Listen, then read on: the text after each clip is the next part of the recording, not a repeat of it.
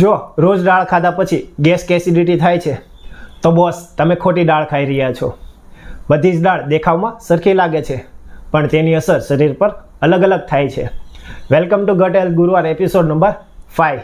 જો પેટને હળવું રાખવું હોય, ગેસ એસિડિટીથી બચવું હોય અને વજનને કંટ્રોલમાં રાખવું હોય તો મગની દાળ બેસ્ટ છે. શરીરમાં આયન વધારવું છે, ફૂલ એનર્જી જોઈએ છે તો મસૂરની દાળ ખાઓ. પણ બોસ આનાથી થોડો ગેસ થઈ શકે. મસાલ બનાવવા છે, ચણાની દાળમાં હાઈ પ્રોટીન અને ફાઇબર રહેલા છે અને સુગરને પણ કંટ્રોલમાં રાખે છે.